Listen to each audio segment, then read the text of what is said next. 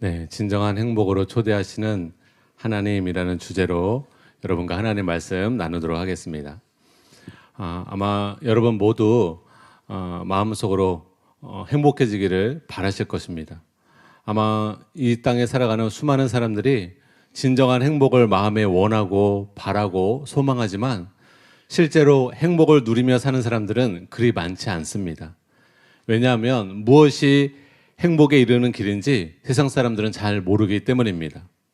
그러나 성경에는 우리가 어떻게 해야 행복하게 살 수 있는지 그 비결에 대해서 나와 있습니다. 오늘 그 행복의 비결에 대해서 여러분 깨달으시고 여러분 다 행복하게 삶을 살아가게 되시기를 예수님의 이름으로 축복합니다. 조나단 에드워즈는 행복에 대해서 이런 말을 했습니다. 모든 사람의 영혼은 필연적으로 행복을 추구한다. 인간 본성의 보편적인 성향이 그러하다. 선한 사람이든 악한 사람이든 그 점에서는 같다. 행복을 기뻐하지 않거나 소원하지 않는 이성적 존재는 없다. 그것을 바라지 않는 그 어떤 존재도 있을 수 없다. 젊은 사람이든 노인이든 다 같이 행복을 사랑하고 선한 사람이든 악한 사람이든 지혜로운 사람이든 어리석은 사람이든 다 그것을 원한다라고 말을 했습니다. 이처럼 사람이면 누구나 행복을 원합니다.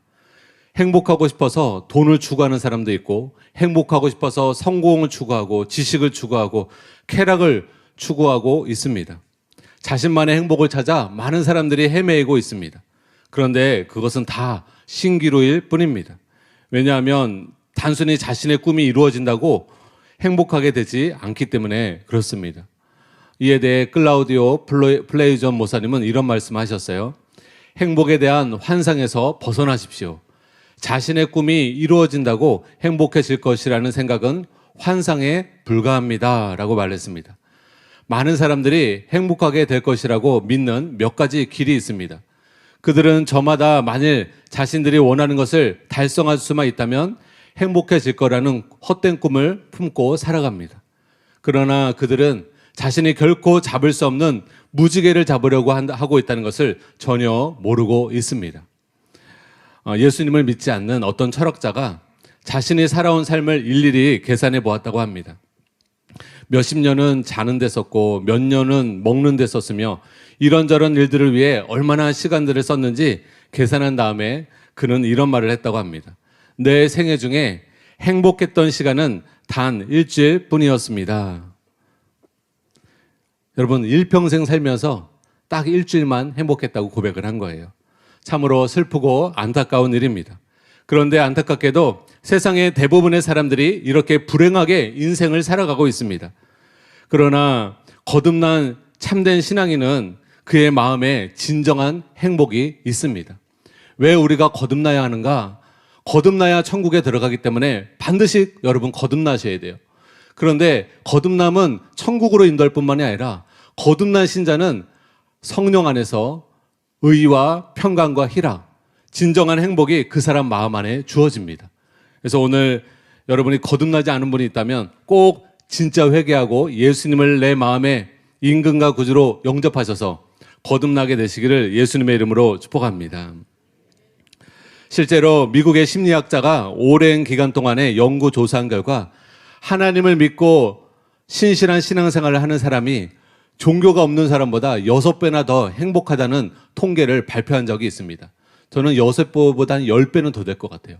진정한 크리스찬들은, 여기 아마 조사한 사람들 그냥 교회 다니는 사람을 조사했을 것 같아요. 교회 다니는 사람은 진실한 크리스찬들도 있지만 명목상의 신자도 있고 거듭났지만 타락한 신자도 있기 때문에 진실한 신자만 만약에 조사를 했더라면 불신자보다 10배, 20배는 더 행복한 삶을 누렸을 줄 여러분 믿으시기 바랍니다. 이것은 당연한 이치예요. 왜냐하면 참된 행복은 거듭난 진정한 크리스찬들이 누리는 것이며 그 마음에 하나님의 나라가 있는 사람이 경험할 수 있는 것이기 때문입니다. 여러분, 천국은 기쁨의 나라예요. 그런데 그 천국이 우리가 죽어서만 가는 나라가 아닙니다. 사람이 죄를 회개하고 예수님을 제대로 믿으면 그 사람 안에 하나님의 나라가 임한다라고 예수님이 말씀하셨어요. 누가복음 17장 20절에서 21절 말씀 우리 같이 한번 읽겠습니다. 시작. 바리새인들이 하나님의 나라가 어느 때 임하나이까 묻거늘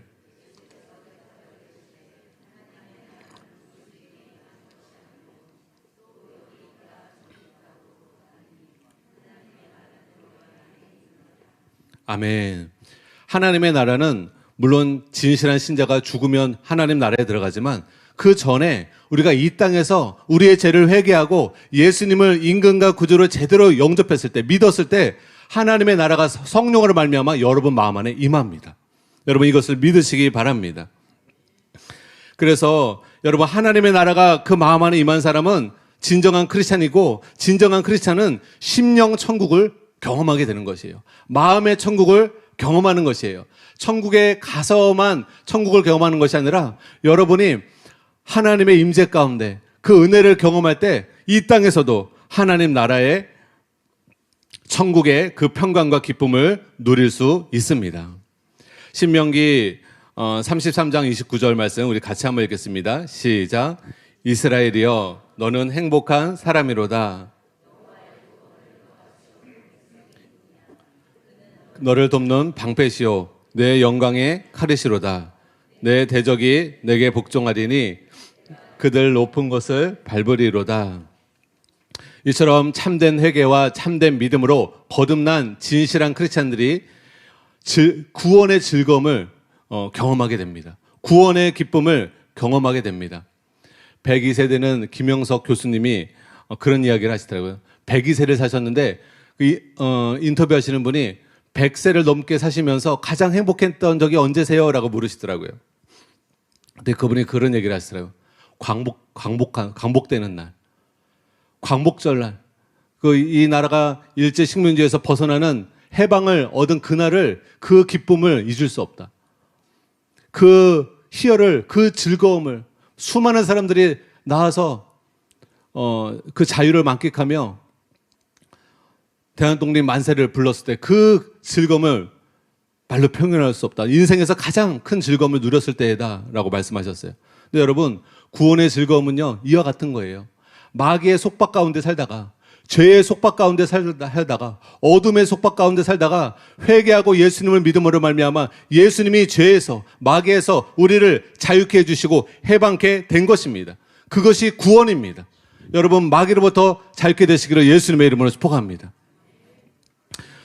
우리가 죄로부터 벗어나고 어둠의 세력으로부터 벗어나게 되면 주님의 은혜 아래에서 참된 자유함을 경험하게 되고 구원의 기쁨, 구원의 즐거움을 경험하게 되는 것입니다.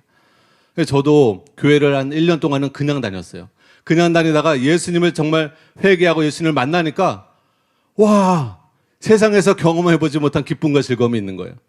그전에는 오락실을 열심히 다녔는데 또 친구들하고 헤비메탈 그룹이 하는 그런 공연장에 자주 갔는데 이제 그런 데 안 가게 되고 교회에 매일 와가지고 기도하게 되는 거예요. 왜냐하면 구원의 기쁨이 제 안에 가득한 거예요. 구원의 즐거움이 가득한 거예요. 이 세상에서 살지만 한 번도 경험해 보지 못한 그 구원의 기쁨을 여러분 다 누리시게 되시기를 예수님의 이름으로 축복합니다. 진정한 크리스찬이었던 존 웨슬리는 이런 말을 했어요. 나의 평생에 단 15분도 슬퍼한 일이 없다. 평생에 15분도 슬퍼한 일이 없다. 이 존 웨슬리는 계속 구원의 즐거움 가운데 살아간 것입니다. 성령을 소멸하지 않고 성령 안에서 의와 평강과 희락을 계속 누리며 산 것이에요. 그래서 이번 주, 다음 주, 그 다음 주 3주 동안 진정한 행복의 비결에 대해서 여러분과 말씀을 나눌 것입니다. 이 말씀을 여러분이 제대로 깨닫고 삶을 살아가시게 될 때 진짜 행복해지실 것입니다. 여러분의 환경과 상황과 상관없이 행복해지실 것입니다. 남자들은 군대를 제대하면 군대를 향하여서 소변도 보지 않는다고 합니다. 아주 지긋지긋해가지고 군대를 향해서 소변도 보지 않는다고 해요. 근데 저는 군대에서 하나님을 깊이 만나가지고 저희 사모를 데리고도 군대를 갔고 제대한 후에 한 7번은 간 것 같습니다. 그만큼 그리워서 너무 행복했어가지고 군대에 있었을 때가 너무 행복해서. 사랑하는 여러분, 이 3가지 다음 주, 그 다음 주까지 말하는 그 3가지 비결을 알게 될 때 여러분도 상황과 상관없이 여러분 심령에 행복이 차오르게 될 줄 여러분 믿으시기 바라고 기대하시기 바랍니다. 첫째로 한번 따라해 보겠습니다. 여러분이 행복해지기 위해서는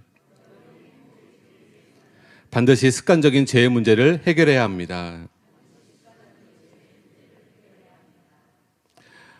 행복해지기 위해서는 불행을 가져오는 원인을 제거해야 됩니다. 여러분이 왜 불행해지는가? 여러분 마음이 왜 고통스러워지는가? 그 원인을 제거해야 돼요. 창세기에 보면 사람이 육체가 아플 때에도 원인이 있잖아요. 어디가 아프면 그게 그냥 아픈 게 아니에요. 그게 어떤 경고음과 같은 겁니다. 어느 장기가 문제가 있는 거예요.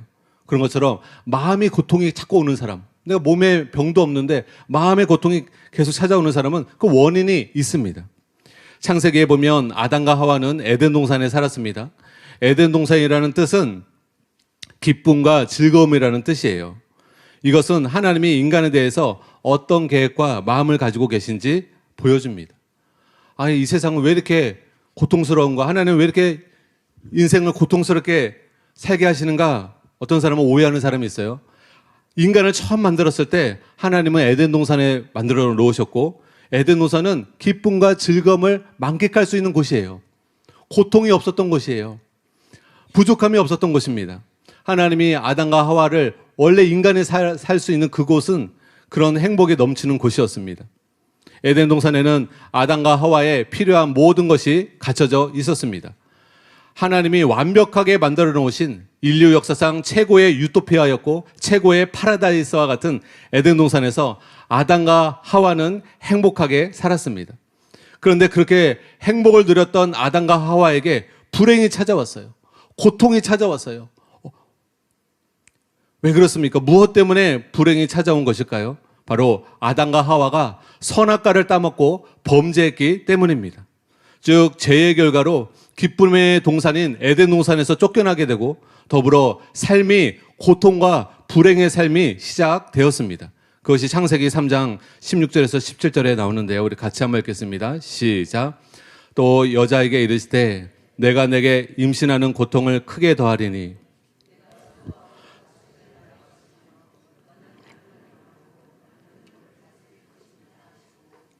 아담에게 이르시되 내 아내의 말을 듣고 내가 내게 먹지 말라 한 나무의 열매를 먹었은즉 땅은 너로 말미암아 저주를 받고 너는 내 평생에 수고해야 그 소산을 먹으리라. 선악과를 따먹은 아담과 하와에게 이렇게 고통과 불행이 찾아왔습니다. 그런데 여러분, 아담과 하와에게만 선악과가 있는 것이 아니에요. 저와 여러분에게도 하나님이 금하신 선악과가 있습니다. 그게 무엇입니까? 하나님이 계명으로 하지 말라 한 것입니다. 여러분, 부모는 자식을 사랑한다 할 때 하지 말라는 말을 안 할 수가 없어요. 특히 어린 자녀일수록, 분별이 없는 자녀일수록 자녀가 위험에 처하지 않게 하기 위해서 자녀에게 신신당부, 항상 좋은 말만 해줄 수 없고 웃으며 얘기만 할 수 없습니다. 저희 막내가 어렸을 때 그 찾기를 건널 때면 신이 나가지고 뛰어 건너는 거예요. 여러분, 그것을 본 아버지가 부드럽게 얘기할 수 있겠습니까? 너무나 소중한 내 자녀가 차에서 뛰어서 양옆 보지도 않고 막 뛰어서 횡단보도를 건널 때 마음이 철컹하고 너무나 걱정이 되는 거예요. 내 자녀가 찾길에서 교통사고 날까 봐. 여러분, 전쟁에서 죽은 사람보다 교통사고에서 죽는 사람이 더 많다고 하잖아요. 저도 병원에 갔었을 때 온몸이 그냥 다 망가진 청년을 보았어요. 오토바이 사고가 난 거예요. 오토바이 타고 가다가 아이스 하키 선수였는데 뼈가 다 부러져가지고 온몸이 말로 형용할 수 없는 밤새 고통을 신음하더라고요. 여러분, 교통사고를 경험하지 않은 사람은 그 고통을 모릅니다. 여러분, 이 세상에 얼마나 위험한 것들이 많습니까? 사고가 많습니까? 그러면 자녀를 사랑하는 부모는 그것을 우리 자녀들이 경험하지 않도록 금할 수밖에 없는 거예요. 절대 찾기를 뛰어다니지 말아라. 마찬가지로 하나님은 우리를 사랑하시기 때문에 우리에게 명하시는 일들이 있어요. 선악과를 따먹지 말아라. 아담과 하와에게 말하신 것처럼 하나님은 우리에게 죄를 짓지 말라고 말씀하고 계십니다. 죄는 우리가 생각하는 것보다 훨씬 더 해로운 존재입니다. 죄는 우리의 영혼에 암과 같이 병과 같이 고통을 가져오고 우리 영혼을 병들게 합니다. 그리고 크리스찬일지라도 장성한 죄는, 습관적인 죄는 우리의 영혼을 파괴시킵니다. 최근에 한국 청소년들에게 마약이 급속도로 퍼져나가고 있다고 합니다. SNS로 신청만 하면 1시간 안에 마약이 집 근처로 배달이 된대요. 그리고 이전보다 값이 싸지고 쉽게 구할 수 있어서 호기심으로 마약을 찾는 젊은이들이 점점 증가하고 있다고 합니다.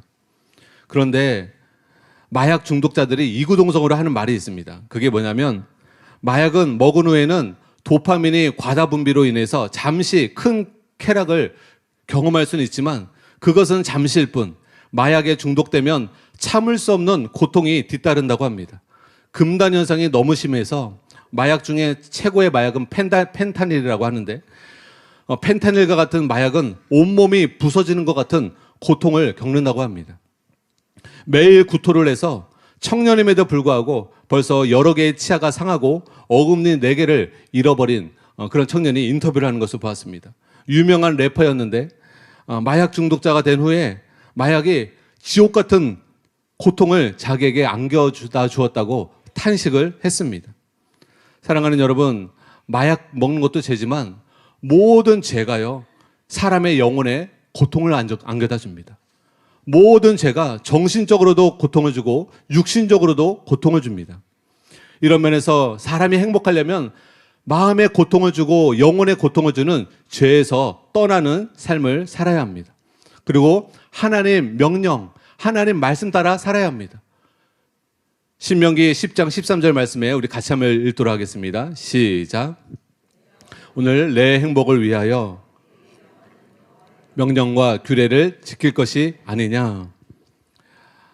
하나님이 우리를 귀찮게 하려고 명령하시는 것이 아니라 무엇을 위하여서 하나님이 우리에게 명령하시는가? 무엇 때문에 하나님이 우리에게 말씀하시는가? 여러분 말씀을 보니까 내 행복을 위하여, 내가 오늘 너의 행복을 위하여 너에게 명하는 여호와의 명령과 규례를 지킬 것이 아니냐. 사랑하는 여러분, 하나님이 여러분을 사랑하셔서 여러분이 행복하기를 바라는 마음으로 명령하시는 그 명령을 하나님의 사랑을 받아들이고 기쁨으로 받으시는 여러분 되시기를 예수님의 이름으로 축복합니다. 하나님은 우리의 행복 때문에 교훈하시고 책망하시고 명령하시는 거예요. 그러므로 사람은 거듭나서 하나님의 말씀에 순종하는 삶을 살아야 행복해집니다. 그런데 사람들이 대부분 거듭나지 않고 하나님의 말씀을 지키지 않고 자기 멋대로 자기 마음대로 살기 때문에 행복하지 않습니다. 그러므로 사람이 불행한 것이 하나님 때문이 아니라 사람이 하나님의 계명을 떠나서 죄 가운데 살기 때문에 불행한 것입니다. 그럼에도 어떤 이들은 자신이 불행해지면 하나님을 원망합니다. 마치 자신의 불행과 고통이 하나님이 주신 것처럼 원망합니다. 그러나 그렇지 않습니다. 하나님을 오해하는 것입니다. 하나님의 본심은 여러분을 향해서 재앙이 아닙니다. 여러분에게 평안을 주는 것이고 희망찬 미래를 주는 것이 여러분을 향한 하나님의 마음인 것을 여러분 꼭 마음에 믿으시기를 예수님의 이름으로 축복합니다. 예레미야 29장 11절에 여러분을 향한 하나님의 마음이 나타나 있습니다. 우리 같이 한번 읽겠습니다. 시작. 여호와의 말씀이니라. 너희를 향한 나의 생각을 내가 하나니 평안이요 재앙이 아니니라. 너희에게 미래와 희망을 주는 것이니라. 사랑하는 여러분, 여러분이 재앙 가운데 산다면 그것은 마귀가 올가매고 속박하고 있는 것이지 하나님은 여러분에게 궁극적으로 주시고자 하는 것은 여러분 마음이 평안해지는 것입니다. 여러분 행복이 뭐예요? 행복은 여러분 마음 상태에 마음 안에 평안함과 기쁨이 있는 것이 행복입니다. 그런데 하나님은 우리 아버지로서 우리가 마음이 평안하고 행복하고 또 우리의 장래가 희망차기를, 우리의 미래가 희망차기를 원하신다고 말씀하고 계세요. 저도 마찬가지예요. 제 사랑하는 자녀들에게 정말 원하는 것이 뭐겠어요? 우리의 자녀들이 불행하게 살지 않고 행복하게 살기를 원합니다. 또 두 번째로 내 자녀들이 미래가 희망차기를 원합니다. 아무런 미래가 있는 것이 아니라 절망적인 미래가 있는 것이 아니라 사랑하는 우리 자녀들이 희망찬 미래를 바라보며 달려가기를 원합니다. 근데 여러분과 저희 하나님 아버지도 저와 여러분이 마음이 행복하기를 바라시고 여러분의 미래가 영원한 구원, 영원한 영광의 천국으로 여러분이 인도되어지기를 원하신다는 것을 여러분 믿으시기 바랍니다. 예레미야 애가 3장 33절을 우리 한번 같이 읽겠습니다. 시작. 주께서 인생으로 고생하게 하시며 근심하게 하심은 본심이 아니시로다. 여러분 하나님의 본심은 인생으로 하여금 고생하며 살도록 하는 것이 하나님의 뜻이 아니에요. 근심하며 살게 하는 것이 하나님의 뜻이 아니에요. 저와 여러분이 평안한 가운데 행복을 누리며 사는 것이 하나님의 뜻입니다. 그렇다면 불행과 고통은 왜 찾아오는가? 그 원인에 대해서 성경은 명확하게 말씀하고 있습니다. 그것은 인간이 하나님을 경외하지 않고 하나님을 존중하지 않고 자기 멋대로 죄 가운데 살고 있기 때문에 불행하다라고 말씀하고 있어요. 고통스럽다라고 말씀하고 있어요. 예레미야 2장 19절입니다. 같이 한번 읽겠습니다. 시작. 내 악이 너를 징계하겠고 내 반역이 너를 책망할 것이라. 그런즉 내 하나님 여호와를 버림과 내 속에 나를 경외함이 없는 것이 악이요 고통인 줄 알라. 주 만군의 여호와의 말씀이니라. 아멘. 이처럼 성경은 여호와를 경외하지 않는 것이 악이다. 그리고 그것 때문에 고통한다라고 말씀하고 있는 거예요. 여러분, 이것은 성경은 정확한 원리를 말하고 있습니다. 사람이 왜 고통 중에 사는가? 하나님을 경외하지 않아서 그렇다. 하나님을 경외하지 않고 죄 가운데 살아서 사람이 고통하는 것이다. 여러분, 그래서 행복하기, 악을 행하면서 행복할 수 없어요. 아무리 돈이 많고 아무리 직장에서 사장이 됐고 회장이 되었다 할지라도요, 악인들에게는 평강이 없고 행복이 없습니다. 이사야 48장 22절의 말씀 우리 같이 한번 읽겠습니다. 시작. 여호와께서 말씀하시되 악인에게는 평강이 없다 하셨느니라. 아멘. 여러분, 히틀러가 독일의 독재자였죠. 근데 죽기 직전에 발견된 게 무엇이냐면 그 마약에 중독되어져 있었다 하더라고요. 굉장히 마음이 불안해 있었다고 하더라고요. 초조해 있었다 하더라고요.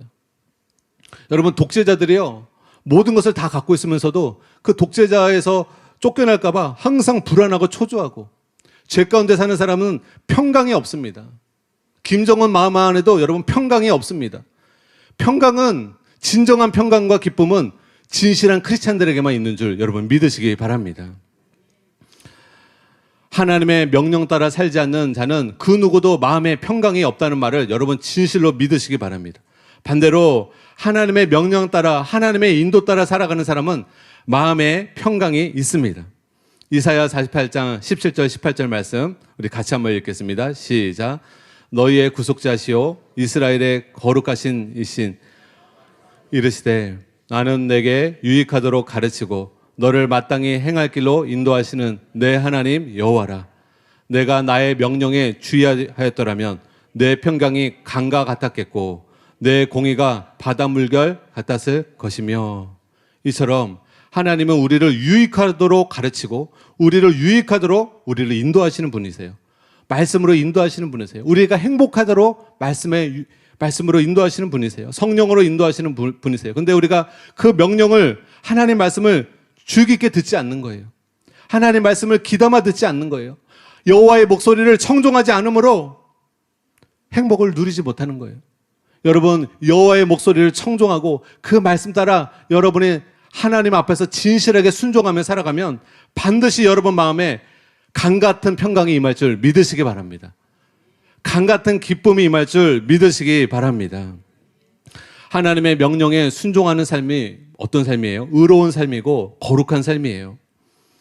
사람이 거듭나서 하나님의 명령에 순종하는 의로운 삶, 거룩한 삶을 살아갈 때 사람은 진짜 그 마음에 평강이 있고 기쁨이 있습니다. 이것이 예외가 없어요. 성경에서는 유대인이나 헬라인이나 누구든지 선을 행하는 사람은 그 마음에 평강이 있고 계속 악을 행하는 사람에게는 그 마음에 공고함이 있다고 성경은 말씀하고 있습니다. 제가 읽어드릴게요. 로마서 2장 9절에서 10절입니다. 악을 행하는 각 사람의 영에는 환난과 공고가 있으리니 먼저는 유대인에게요 그리고 헬라인에게며 선을 행하는 각 사람에게는 영광과 존귀와 평강이 있으리니 먼저는 유대인에게요 그리고 헬라인에게라.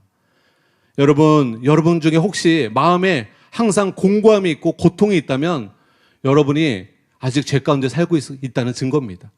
거듭나지 않았다는 증거일 수도 있고요. 거듭났다 하더라도 타락한 삶을 살고 있다는 증거입니다. 반대로 여러분 마음에 주로 평강과 기쁨이 자리 잡고 있다면 여러분은 거듭났다는 증거이고요. 하나님 뜻대로 살고 있다는 증거입니다. 그러므로 내 마음이 평강과 기쁨이 있는가 없느냐는 굉장히 중요합니다. 심령의 천국에 있는 사람이, 썬다싱이 중요한 말을 했죠. 심령의 천국에 있는 사람이 나중에 천국 들어가고 심령이 지옥 같은 사람이 나중에 지옥 간다라는 말씀을 했어요.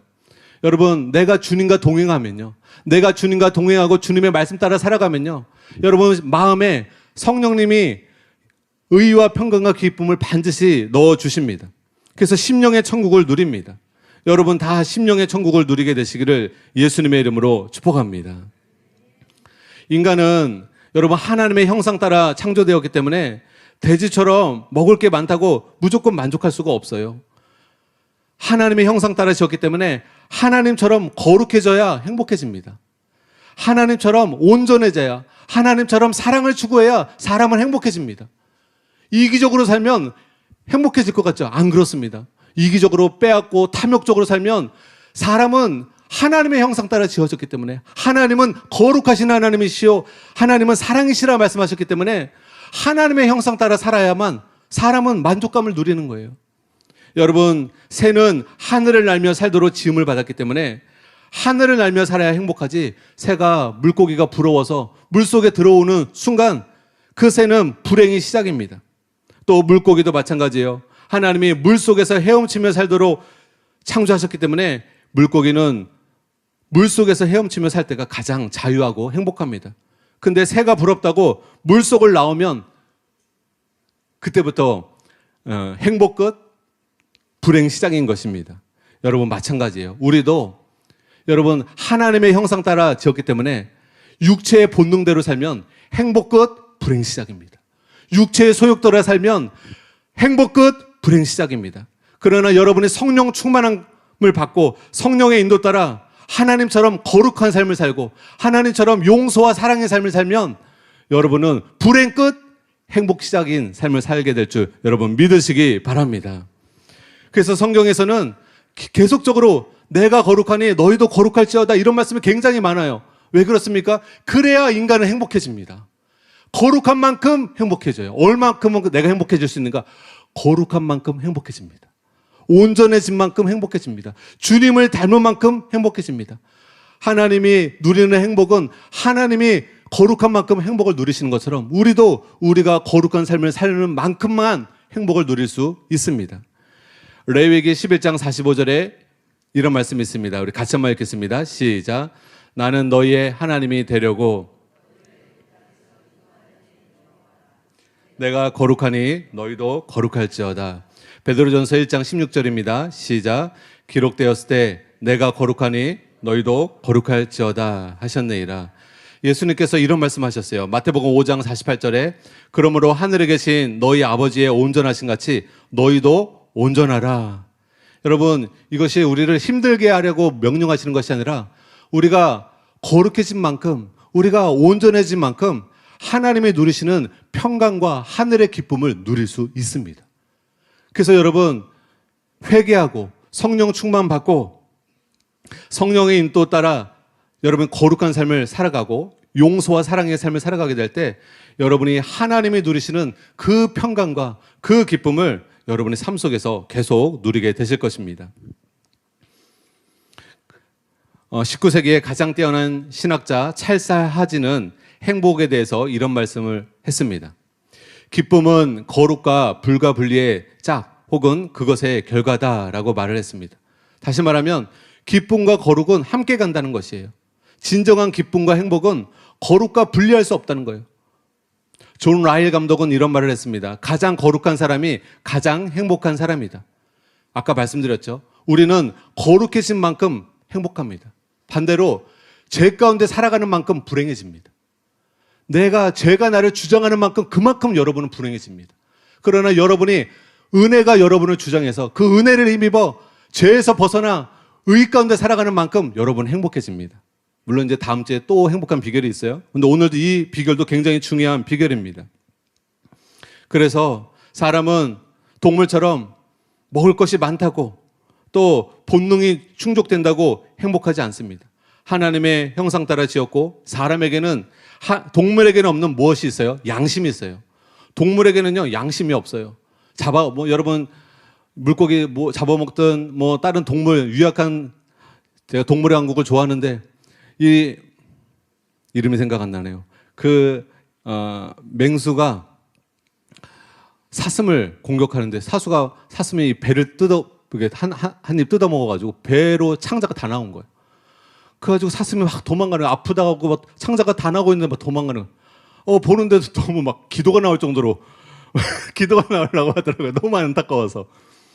근데 하이에나, 이놈의 하이에나 진짜 생긴 것도 못생겨가지고 하이에나가 그렇게 몇 명에서 그 사슴을 그렇게 공격을 하더라고요. 근데 여러분, 하이에나가 그걸 잡아먹으면서 양심이 찔려 눈물을 흘리더라.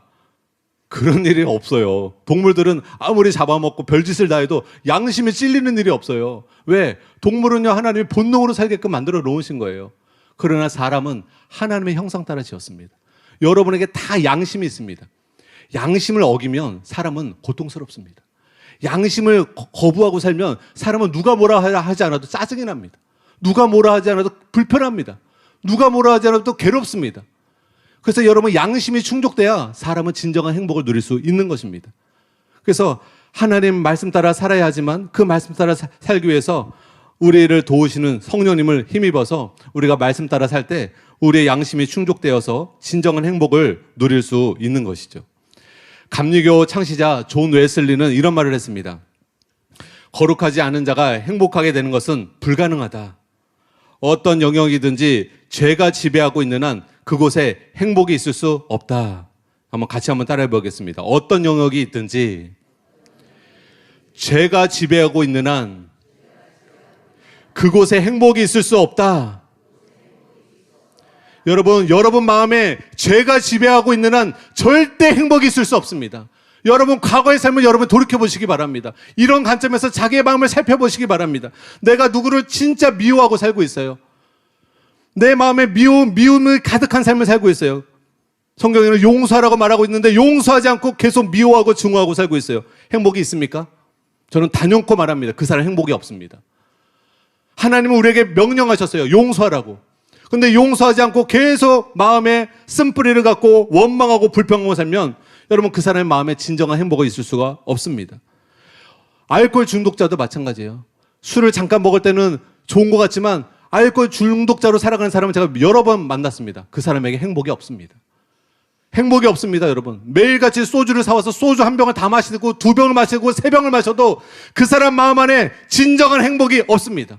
모든 죄의 중독이 마찬가지입니다.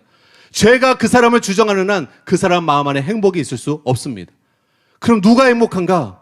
은혜가 그 사람의 마음을 주장하는 사람이 행복합니다. 하나님의 은혜가 여러분의 마음을 주장해서 여러분이 의 가운데 살아가고 거룩한 가운데 살아가고 용서하며 사랑하며 살아가게 될 때 여러분 마음이 진짜 행복하게 될 줄 믿으시기 바랍니다. 여러분, 이것은 하나님의 말씀은 거짓이 없잖아요. 하나님은 정확한 진단을 내리시는 것입니다. 전 지구상에 아무리 부요한 사람이라 할지라도 여러분 부러워하지 마세요. 그 사람이 계속 죄 가운데 살며 죄를 탐닉하는 사람이라면, 쾌락을 추구하는 사람이라면 그 사람 마음에는 행복이 없습니다. 행복한 사람이 단 한 사람도 없어요. 반대로 지구상에 계속 예수님을 의지하고 그 은혜 가운데 살며 성령을 힘입어 하나님 뜻 가운데 살아가는 사람은 불행한 사람이 단 한 사람도 없습니다. 그러므로 여러분, 행복이 어디에 있는지를 여러분이 분명히 아시고 세상의 것들을 욕심부리지 말고 여러분 하나님의 은혜를 사모하는 여러분 되시기를 예수님의 이름으로 축복합니다. 로마서 14장 17절 말씀을 우리 같이 한번 읽겠습니다. 시작. 나라는 먹는 것과 마시는 것이 아니요 오직 성령 안에 있는 의와 평강과 희락이라. 여러분, 신앙생활은 어차피 자신의 힘만으로 할 수가 없지요. 그러므로 우리는 반드시 성령 안에 있어야 하고 성령님을 의지해야 합니다. 그리고 성령님을 쫓아 행해야 합니다. 성령님을 쫓아 행하는 것이 의예요. 성령님을 쫓아 성령의 인도 따라 살아가는 것이 의입니다. 그러면은 평강과 희락은 그림자처럼 따라옵니다. 의가 뭐예요? 하나님의 통치를 받는 거예요. 성령님은 하나님 뜻 가운데로 우리를 인도합니다. 그래서 의로운 삶이란 무엇인가? 그냥 단순히 양심 바르게 사는 것이 아니라 우리 안에 거하시는 성령님의 인도 따라 내가 하나님의 통치를 따르는 것입니다. 성령의 인도 따라 즉각 순종하며 살아가는 것입니다. 그럴 때 평강과 기쁨은 그림자처럼 여러분을 따라오게 될 것입니다. 에스겔 36장 27절 말씀 우리 같이 한번 읽겠습니다. 시작. 또 내 영을 너희 속에 두어 너희로 내 율례를 행하게 하리니 너희가 내 규례를 지켜 행할지라. 성령님을 우리 안에 두시게 하신 이유는 우리가 거듭난 우리 안에서 우리가 성령의 도우심을 받아서 의를 행할 수 있도록 거룩함을 행하며 살아갈 수 있도록 도우시는 것입니다. 그래서 의를 행하게 될 때 평강과 희락이 따라오고 또 사랑의 열매는 무엇이라고 성경에 말하고 있냐면 사랑과 희락과 평강이라고 말하고 있죠. 그래서 사랑을 추구할 때 희락과 평강, 이 행복이 그림자처럼 따라오게 되는 줄 여러분 믿으시기 바랍니다. 그래서 사랑하는 여러분, 제가 가장 행복했을 때는 언제였냐면 정말 진짜 자신의 죄를 회개했을 때, 하나님 앞에 내 죄를 깊이 회개했을 때, 그리고 하나님의 은혜가 제 마음을 가득 채웠을 때, 그때 가장 행복하더라고요. 그래서 하나님 뜻 가운데 살아갈 때, 저도 한때는 큰 돈도 만져봤고, 한때는 뭐 이것 원하는 것을 사보기도 했고, 근데 그런 것과 비교할 수 없는 만족이 언제 있었느냐? 정말 나의 죄를 깊이 회개해서 그 죄에서 완전히 돌아서고 하나님을 전심으로 향하여서 하나님의 은혜를 받고 이제는 새로운 삶을 살아갈 때, 이제는 거룩한 삶을 살아가고 다른 사람을 용서하며 사랑하며 살아갈 때 저의 심령에 넘치는 그 기쁨이 제 안에 있었습니다. 그래서 군대에 있었을 때 하나님 앞에 진짜 깊이 회개했어요. 제가 군대에 처음 갔었을 때는 원하는 부대를 가지 않고 아우지 탄광과 같은 부대를 가가지고 하나님을 원망했어요. 하나님, 저 왜 이런 부대에 보내셨어요? 이게 뭐예요? 교회도 막 다 쓰러져가는 오두막집 같은 교회였고, 목사님은 또 백발의 할아버지신데 자기 가족 자랑만 하시는 설교가 아니야. 본인 가족 자랑만 하시는, 교단 자랑하고 가족 자랑하는 목사님이셨어요. 그래서 신우 회장이 마지막 보루다 신우 회장하고 같이 신앙생활 잘해야지. 그 신우 회장한테 제가 어려움을 토로했더니, 그런 어려움이 있느냐, 나를 따라와라 그러더니 저 창고에 가더니 그 성탄 세례식 때 쓰는 포도주를 저한테 한 잔 주더니, 얘기해라, 이거 마셔라, 힘들 때마다 내가 이건 줄 수 있다 그랬어요. 자기도 힘들면 여기 와서 포도주를 마신대요. 어떤 것 하나 위로가 되지 않는 거예요. 너무 마음이 괴로운 거예요. 정말 군대 자체가 너무 힘든데 그 마음에 원망과 불평이 가득하니까 또 마음이 괴로운 거예요. 여러분, 그리고 그래서 제가 마음에 전 대대원을 구원시키려는 그 하나님의 뜻이 있었는데 그것을 마치 요나 선지자처럼 포기를 했어요. 그리고 그냥 교회도 시험 들어가지고 안 나갔어요. 그랬더니 어떤 일이 벌어진지 아세요? 그 해병대에 해병대에 가서, 군대 제대한 지 오래되니까 이게 생각이 잘 안 나네요. 해병대 가서 그 힘들게 받는 훈련을 뭐라 그러죠? 극기 훈련이요? 극기 훈련 아닌데. 힘들게 받는 훈련 있잖아요, 남자분들. 하여튼 그 훈련을 받으러 갔는데요. 제가 이제 제가 몸이 그때도 약해가지고 대대장님이 이제 저보러 그 총기들을 다 맡고 관리하고 있으라고 했어요. 총기가 중요하잖아요.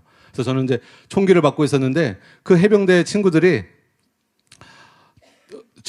저희가 그때 행군하면서 거길 갔는데 비가 와가지고 다 젖었어요. 그래서 전투복을 다 철봉에다가 걸어놓은 거예요. 그래서 그 철봉에 도색을 해야 되는데 또 때마침 도색을 해야 된다고 빨리 전투복을 걷어달라고 하더라고요. 그래서 제가 이 총기 지켜야 되는데 근데 막 아우성이에요. 빨리 지금 당신밖에 지금 치울 사람 없으니까 빨리 치우라고. 그래서 철봉에 가져가가지고 그걸 치우러 갔어요. 치우고 왔는데 부대가 난리가 난 거예요. 그때 때마침 사단장님이 헬기 타고 내려오신 거예요. 그러더니 총기가 아무도 지키지 않는 걸 본 거예요. 그래서 저 영상할 뻔했어요. 그 일로. 근데 하나님의 은혜로 영상 가지 않고 군기교육대회만 가고 마쳤는데요. 저는 그때 그걸 느꼈어요. 요나 선지자가 부르심 따라 가지를 않고 잘못된 길로 가니까 풍랑이 일어나면서 바다에 던져지게 되잖아요. 여러분, 갑자기 어려움이 닥치는 게 아니에요. 하나님은 우리를 깨우시는 거예요. 하나님 뜻 가운데 살라고 정신 차리게 하시는 것입니다. 그리고 여러분, 그 군대에서 제가 어떻게 하나님을 만났는지 아시잖아요. 하나님을 그 이후로, 그 사건 이후로 제가 정신이 번쩍 차려졌어요. 그리고 원망불평하며 교회 신앙생활 제대로 안 했던 것을 깊이 회개하고 하나님 앞에 납작 엎드려서 용서를 구하고 하나님의 은혜를 구하면서 하나님 뜻 가운데 살아가기 시작했습니다. 그러면서 매일매일 하나님을 찾았어요. 매일매일 이제 게으르게 신앙생활 하지 않았어요. 매일매일 은혜를 구했어요. 그리고 만나는 사람마다 복음을 증거하고 사랑을 행하고 이렇게 행했더니 하나님께서 저에게 군대 가기 전에 주셨던 전 대대원들에게 복음을 전할 수 있는 기회를 주시고 많은 대대원들이 구원받는 그 역사가 있었습니다. 제대할 때쯤에 저희 대대장님이 저희 군기교육대를 보내신 그 대대장님이 저 제대한다고 은혜를 많이 받으셔가지고 간부 식당에 불러다가 삼겹살 파티를 열어주셨어요. 간부들과 함께. 그런 일은 어떤 일이냐면 여러분 대학교의 총장님이 어느 학생이 졸업한다고 교수 식당에서 교수님들과 함께 삼겹살 파티를 열어준 거와 똑같은 거예요. 어느 학생이 졸업한다고 그게 무슨 대단한 일이라고. 여러분 진실로 여러분 죄 가운데 살아가면 그 죄의 삭은 사망입니다. 지옥도 가지만 이 땅에서도 지옥 같은 마음으로 살아갑니다. 반대로 여러분이 죄를 진짜 회개하고 하나님의 얼굴을 구하면서 하나님 뜻 가운데 성령의 충만을 받고 성령의 인도 따라 살면 여러분의 심령에 천국이 임하고 그런 사람은 결국 하나님 나라에 들어가게 되는 줄 여러분 믿으시기 바랍니다.